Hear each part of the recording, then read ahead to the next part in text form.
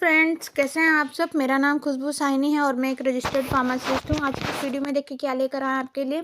जो भी commonly use जो भी इंजेक्शंस होते हैं उनके बारे में हम डिटेल में देखेंगे, उनके नेम के बारे में, डोज, यूजेस क्या होते हैं, रूट ऑफ एडमिनिस्ट्रेशंस क्या होते हैं, इन सारे टॉपिक्स को अच्छे से क्लियर करेंगे। ठीक है, तो वीडियो बहुत ही ज़्यादा इंपॉर्टेंट होने वाली है। स्टार्ट करते हैं। हमारा जो फर्स्ट इंजेक्शन वो है रेनिटेडिन इंजेक्शन। ठीक है, अब रेनिटेडिन इंजेक्शन जो है इनके बारे में देख लेते हैं। डोज क्या होता है रेनिटेडिन इंजेक्शन का, तो 50 mg इसका डोज हो जाता है। रूट ऑफ एडमिनिस्ट्रेशन की बात करें तो IM जो होता है रूट होता है। ठीक है, IM भी दे सकते हैं और IV भी दे सकते हैं। क्या मतलब होता है इनका। IM जो होता है इंट्रामस्कुलर इंजेक्शन होता है, IV जो होता है इंट्रावेनस इंजेक्शन होता है। ठीक है, यूजेस क्या होते हैं इनके रेनिटेडिन इंजेक्शन के, तो एसिडिटी गैस बनता है उस टाइम पे, हार्टबर्न होता है, सीने में जलन होती है, स्टमक अल्सर होते हैं। ठीक है, गैस्ट्रोइंटेस्टाइनल जो भी डिजीजेस होते हैं उसमें रेनिटेडिन जो होता है बहुत ही ज़्यादा इफेक्टिव जो रिजल्ट शो करता है। ठीक है, बात करेंगे इसके साइड इफ़ेक्ट के, तो डायरिया हो सकता है, हेडेक हो सकता है और स्लीपनेस हो सकता है। ठीक है, तो ये इनके जो कुछ साइड इफ़ेक्ट्स हैं वो हो गए। ओके, एक क्वेश्चन रह जाता है कि यूज़ फॉर प्रेग्नेंट वुमेन और नॉट। देखिए, जो गर्भवती महिलाएं होती हैं उनमें रेनिटेडिन इंजेक्शन का यूज कर सकते नहीं कर सकते ये कहा गया है, तो हाँ बिल्कुल कर सकते हैं। रेनिटेडिन जो इंजेक्शन है उनका यूज़ प्रेग्नेंट वुमेन में कर सकते हैं। ठीक है, हो गया। नेक्स्ट इंजेक्शन देखते हैं हमारा। नेक्स्ट हमारा जो इंजेक्शन है वो है ऑन्डेनसेट्रॉन इंजेक्शन। ठीक है, तो ऑन्डेनसेट्रॉन इंजेक्शन कुछ इस तरीके का दिखता है। ठीक है, उल्टी के लिए इंजेक्शन दिया जाता है। ओके, डोज क्या होता है इसका 2 mg पर ml होता है ऑन्डेनसेट्रॉन का इंजेक्शन का डोज। रूट क्या होता है IM IB वही इंट्रामस्कुलर इंट्रावेनस दोनों ही रूट ऑफ एडमिनिस्ट्रेशन जो होते हैं प्रेफर किए जाते हैं। यूजेस क्या होते हैं नोजिया, जी मचलाना, वॉमिटिंग, उल्टी होना, ये सारे कंडीशंस में ऑन्डेनसेट्रॉन इंजेक्शन का यूज़ किया जाता है। साइड इफ़ेक्ट्स क्या क्या होते हैं ऑन्डेनसेट्रॉन इंजेक्शन के, तो डायरिया कॉज हो सकता है, हेडेक कॉज हो सकता है और कॉन्स्टिपेशन, ये जो होते हैं कॉमन साइड इफ़ेक्ट होते हैं ऑन्डेनसेट्रॉन के। नेक्स्ट जो ये यूज़ फॉर प्रेग्नेंट वुमेन और नॉट, तो इसमें क्या पूछा गया है कि ये प्रेग्नेंट वुमेन्स में ये प्रीफर किया जा सकता है, नहीं किया जाता है। तो प्रेग्नेंट वुमेन में क्या करते हैं ऑन्डेनसेट्रॉन जो होता है सेफेस्ट इंजेक्शन होता है वोमिटिंग के कंडीशंस में, तो इसमें प्रेग्नेंट वुमेन के केस में भी ऑन्डेनसेट्रॉन का यूज़ होता है।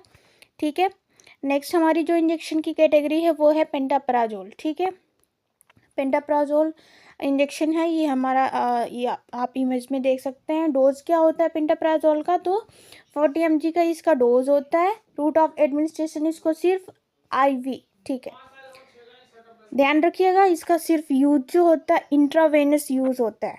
तो पेंटाप्राजोल का जो इंजेक्शन है इसको सिर्फ इंट्रावेनस ही रूट से ही देते हैं, ये अपने दिमाग में क्लियर रखना है। ठीक है, यूज़ क्या होता है पेंटाप्राजोल का, क्या यूज़ होता है, तो पेप्टिक अल्सर कम में यूज़ होता है, गैस्ट्रिक इंटेस्टाइनल जो भी डिजीजेस होते हैं उसमें, एसिडिटी के केस में, हार्टबर्न में, एब्डोमिनल पेन में किसका यूज़ करते हैं पेंटाप्राजोल का जो होता है यूज़ किया जाता है।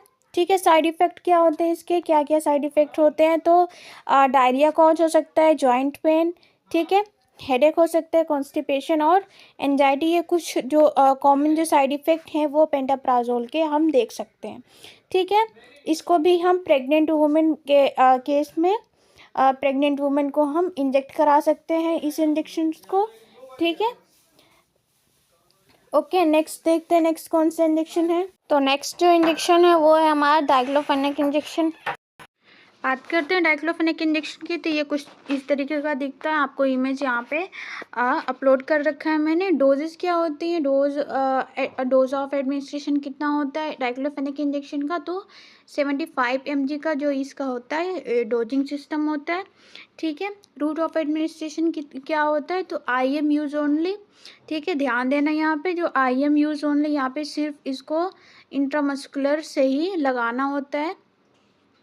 कुछ IV के कुछ सॉल्यूशंस भी आते हैं डाइक्लोफेनेक सोडियम के, उनके दूसरे टाइप के इंजेक्शन्स होते हैं। ठीक है, इंजेक्शन्स के रैपर पर यहाँ पर पहले से ही मेंशन होता है कि ये IV यूज़ के लिए है या फिर IM यूज़ के लिए है।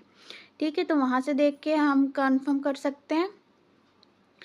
ओके, नेक्स्ट यूज़ क्या होता है डाइक्लोफेनेक इंजेक्शन का, तो माइल्ड और मॉडरेट पेन जो होता है उसको रिलीफ दिलाता है जॉइंट पेन में, मसल्स पेन्स में, और इन केस ऑफ फीवर जो है उस कंडीशन में भी डाइक्लोफेनेक सोडियम का यूज़ करते हैं।